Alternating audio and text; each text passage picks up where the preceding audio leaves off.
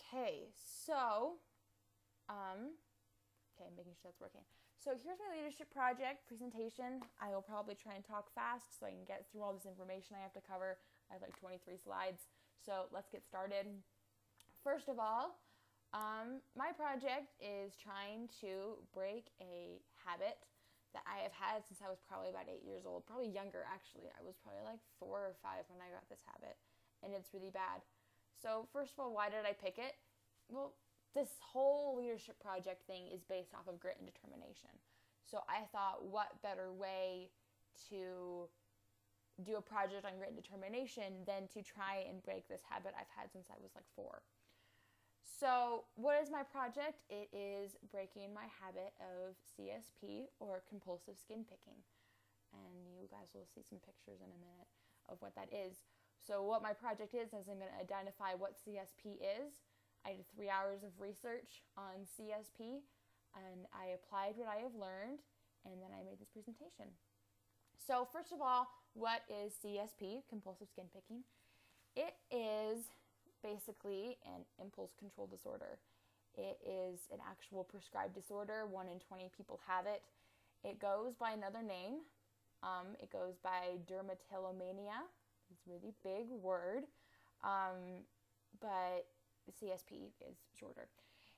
What it does is it leaves visible sores or scars, such as the ones that you see over in this picture. Is the inability to resist the urge to pick at the skin.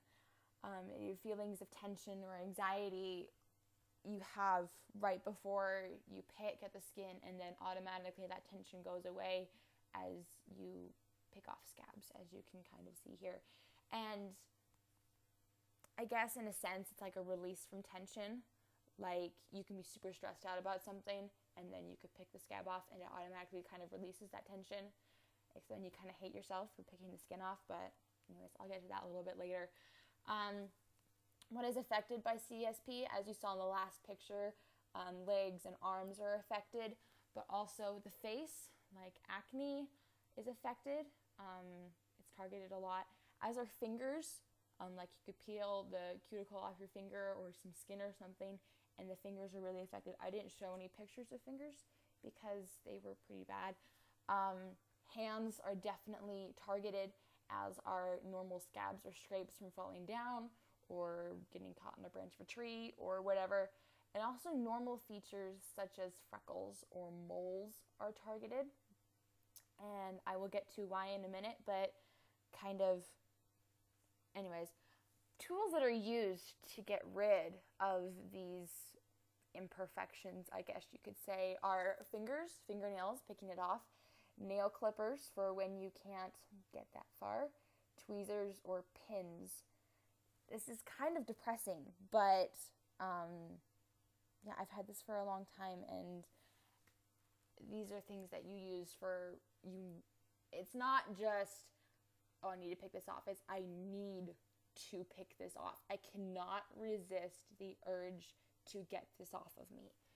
And that's how bad this is. And I will get to why it's also bad in a little bit.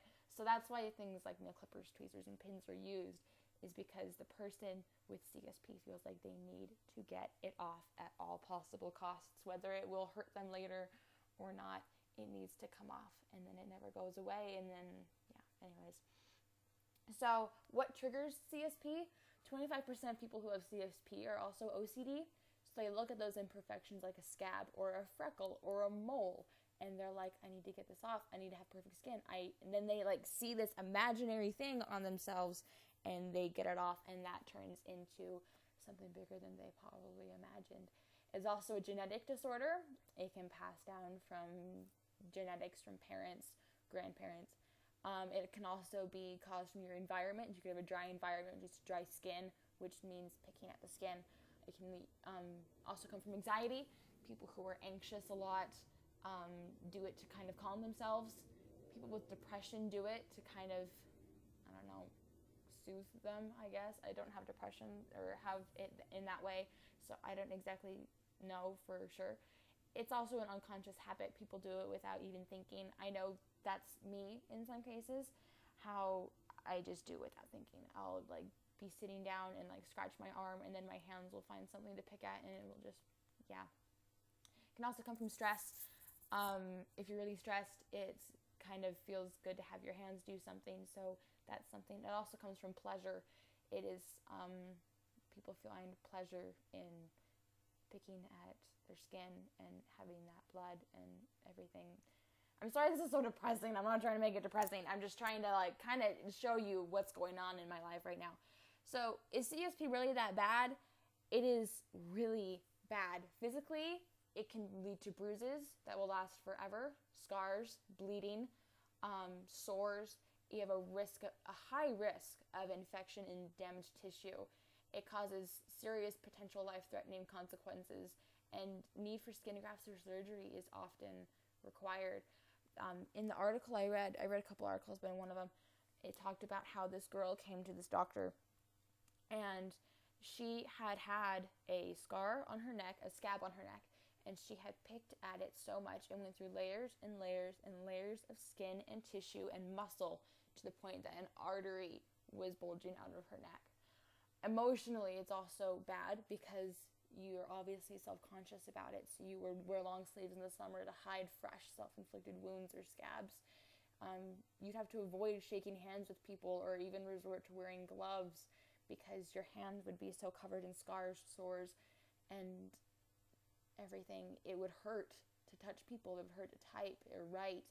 And it would limit daily activities such as walking, because there would be scabs and sores and scars on people's feet that they couldn't walk. It would hurt so badly. Can it be cured or be taken away or something like that? It actually can, which is the whole point of this project.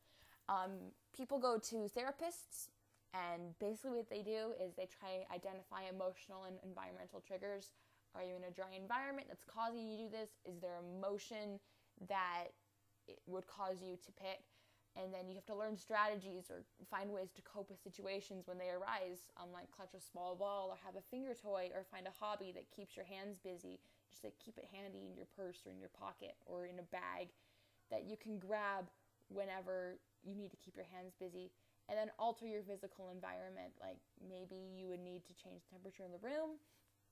Or other ways is like, I find this one really cool, how they would place a piece of tape on the floor in front of the bathroom mirror as a reminder to stay far enough away to keep from seeing the blemishes that trigger the desire to pick. I find that interesting because sometimes that's me. And then people would wear gloves or bandages as a physical barrier so your hands cannot get to where they would try to be. So those are some things you can do to cure it, for lack of a better word. It can't necessarily be cured. And then how long does it take to recover? Best case, it takes a few weeks to a few months. Worst case, many months to a year plus, which is me. I have had this since, like I said, about 4, and it's taken me until now to actually finally realize that I need to cut it out. So anyways, so that is CSP. So now I'm putting it into practice. So this is what happened for me. I identified my personal issues. Stress for me is a huge thing.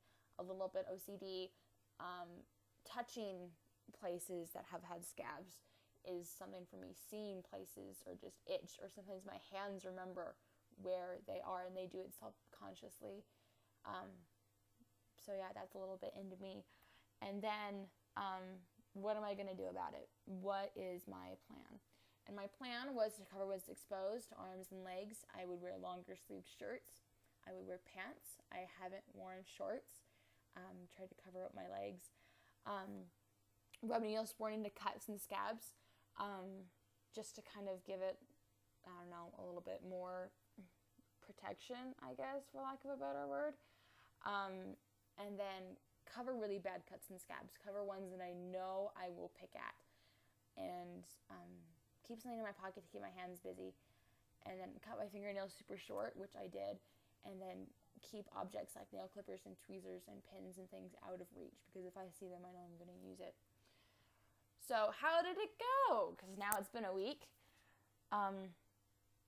Things that were bad scarred. I didn't touch them at all. but since they were so bad, they had scarred over, which I expected because that's what happens usually. And things that weren't bad recovered more or less. I do not look anything like this. This is just, gosh, I wish I could look something like that, but that is never going to happen for me. I look more like this. And my hands for a little while there went through withdrawals. They still kind of are. They shake a lot because they need to be doing something, and I still haven't really found a replacement for my hands. I did for a little while. I had this little alien. It was like a slingshot kind of a thing, and I would stretch it and pull it and like tie it in knots and things, but then I kept breaking the arms and the legs off of it, so I have to find something else, which I'm hoping to find today.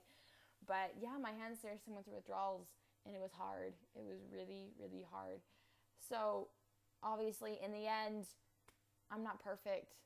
I am not even close to fully recovered yet, because there are going to be new scabs that are going to come and new cuts, and I have to keep trying, and it's going to be hard, and it's going to hurt like crap, but I'm going to get better, and I'm going to get stronger as it goes, and I'm going to relapse. I kind of did over that week. I did relapse a little bit, but I'm going to get better, and I'm going to get stronger. It's going to be hard,